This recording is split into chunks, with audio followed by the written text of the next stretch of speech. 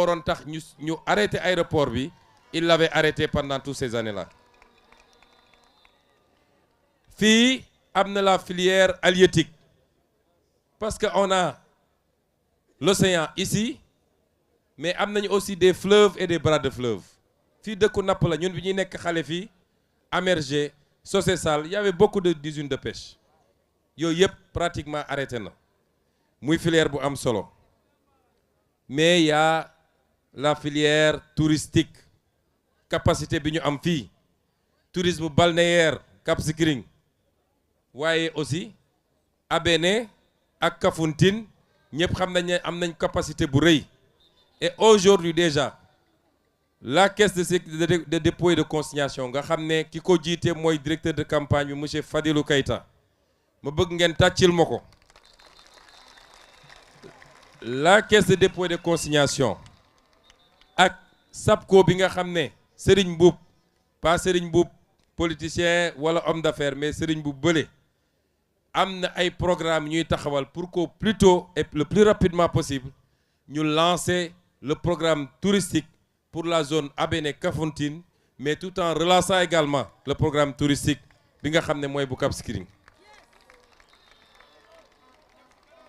Tourisme balnéaire mais écotourisme aussi parce que ku wax Casamance wax nature wax la forêt wax yeneen ak yeneen ak yeneen yooyu yëpp muy ay programme yoo xam ne yu ñu bëgg a taxawal la ci 5 ans yi lancé ko mais am na loo xam ne ci 10 ans lañ koy def mais sur le plan logistique dinañu yeggali dans quelques semaines ou quelques mois le tronçon bi nga xam ne mooy permettre nga jóge Gambie ba dugg Guinée-Bissau te mu yéexoon trop on va le faire. Le second pont de Ziguinchor def nañu appel d'offre bi ba ñu ngi ci sélection wu entreprise yu ko war a def ça veut dire quoi depuis Tobor avec fi ñu jaar ci rang-rang bi yëpp on ne touche pas au pont bi fi nekk nii on fait un autre pont qui contourne et qui va entrer par Goumel et qui va créer des infrastructures secondaires. J'insiste ci côté bi parce que su ma demee Kolda j'expliquerai li jëm ci côté boobu sur la vallée de l'Anambé, sur l'agriculture, sur l'élevage ak yu demee noonu. Les industries extractives yéen ñëpp déggoon nga ñuy wax le zircon de Niafran. Moi en tant que député je fais partie ñi nga xam ne dañoo bañoon ne dañu bàyyi ñu exploiter zircon bi dans ces conditions parce que la ñu exploiter le zircon à Diogo ça n'a pas servi à Diogo ça n'a pas servi au Sénégal ba ñu boole ko ci dossiers yi nga xam ne ñu ngi koy saytu pour mun koo renégocier. Je ne voulais pas qu'on fasse les mêmes erreurs ici à Niafrang mais maintenant qu'on est là je puis assurer les populations de Bignona, de Niafrang et de toute la zone que zircon bi yàllaa ko fi def c'est pour être exploité. Le plus important c'est que ça se fasse dans l'intérêt des populations d'abord ñu am ci ay infrastructures am ci du travail am ci li ñuy wax nuñ ko tuddee sax li nga xam ne si social entreprise yi dañ koy def RSE ñu am ko ci ba mu mat sëkk. C'est comme ça qu'on veut gérer les ressources naturelles mais le pétrole aussi bi nga xam ne suñu diggante Guinée-Bissau ñu koy le pétrole du Domflor ñu war koo mën a exploiter comme ni ñu commencé exploiter le pétrole de Sangomar mun a am ici des plateformes qui nous permettent à terre de faire beaucoup de choses boobu tam bokk na ci. Troisième point ou quatrième point sur infrastructure yi mooy le port industriel de Gnikin parce que le port de Ziguinchor c'est un port fluvial la chaque fois nga war a def dragage am na ay bateaux yoo xam ne su eggee benn niveau tirant d'eau mënul dugg Ziguinchor mais là-bas après Pointe-Georges Saint-Georges fi ñuy wax Gnikin on peut avoir là-bas et on va mettre là-bas un deuxième port industriel parce que ce qu'on veut avec les pôles frontaliers mooy les pôles frontaliers dafa war a doon des points d'éclosion pour pouvoir capter les économies des pays environnants te loolu port baax na ci Le 5e point d'infrastructure, moi le chemin de fer à partir de Tambacounda, bu ñu war a andi jusqu'à Ziguinchor, jusqu'à Nikin, pour mun alimenter également le transport des fruits, le transport de tout ce qu'on produit dans la zone. Lii lenn la ci pôle bi, parce que je vous ai dit que le deuxième aspect du pôle, on va le traiter à Kolda. Mais ce que je voudrais dire, c'est que lii lépp pour mu am, il faut qu'on règle définitivement la question de la paix. Fu amul jàmm munoo fa tabax. Donc quand on est arrivé, notre première préoccupation c'était d'en finir définitivement. Dégg ngeen, j'ai annoncé le plan Diomaye pour la Casamance. C'est un plan pour la paix, c'est un plan pour le développement, c'est un plan pour l'économie et c'est un plan pour le social. Les populations sont en train de rentrer et de retrouver leur village. Mais là, il faut nous accompagner par le déminage d'abord. Parce que nous, on a grandi ici. Mais nous, nous mettons dugg ci àll bi parce qu'ils ont peur de sauter sur une mine. La paix, c'est quelque chose qu'on construit. Mais même si on est en paix, la guerre laisse toujours des séquelles. Des années plus tard, les gens vont continuer à sauter sur des mines. Nous ne voulons plus que des gens sautent sur des mines.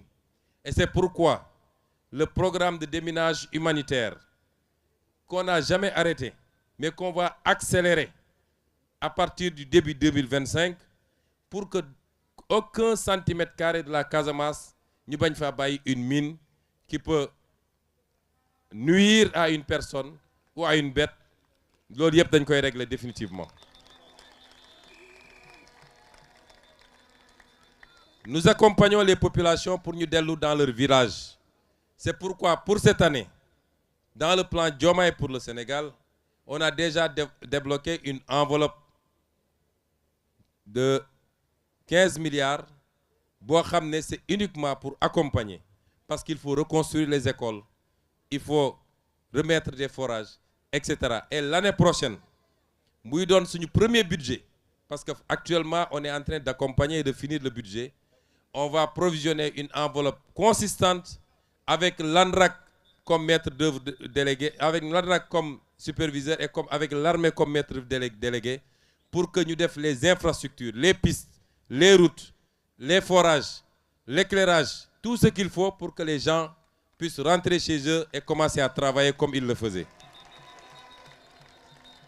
Mais quand je parle de paix, je veux qu'on nous comprenne. La paix n'est pas encore définitive en Casamance. Tant qu'il y aura des groupes, nous touti, qui ont encore des armes et qui sont dans telle ou telle portion du territoire ou dans les pays environnants, la paix n'est pas acquise. La paix, moi, képp ku yoron ngànnaay ñu waxtaan ak yow ba nga génn déposer ko dans un consensus boo xam ne y a ni vainqueur ni vaincu. C'est le Sénégal qui gagne parce qu'il n'est plus question qu'un seul fils de ce pays perde la vie, moi xam du côté de l'armée, moi xam de l'autre côté. Il faut qu'on en finisse. Et c'est pourquoi je rends un vibrant hommage à l'armée nationale du Sénégal qui, pendant des années, a veillé à ce que l'intégrité territoriale soit sauve.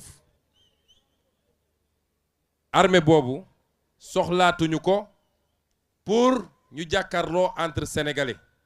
Nous avons d'autres priorités en matière de sécurité. Xam ngeen insécurité bu am dans toute la sous-région. Aujourd'hui, la priorité c'est l'est du Sénégal. C'est la Falémé pour que nit yu nekk ci yeneen côté bañ a mun a traverser avec des armes pour venir faire du terrorisme au Sénégal. C'est là où on a besoin de notre armée. Et c'est pourquoi li ma waxoon en 2019 lors de notre meeting de Bignona, j'avais dit si je suis élu man maay dem fekki ñi ne ci biir àll bi parce que c'est mes papas, c'est mes neveux, c'est mes cousins, c'est mes frères, man maa leen dem fekki jàpp seen loxo génne leen. Nous sommes en train de travailler à ça avec le président Diomaye. Dafa am loo xam ne boo koy liggéey doo ko wax ci kaw.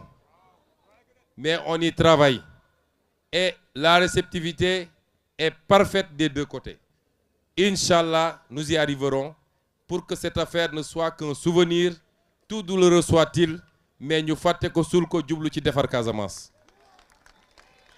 Mais je voudrais mettre en garde également, parce qu'il y a des apprentis politiciens yu jàpp ni ci problème mu Casamance bi la ñu war a defee seen politique.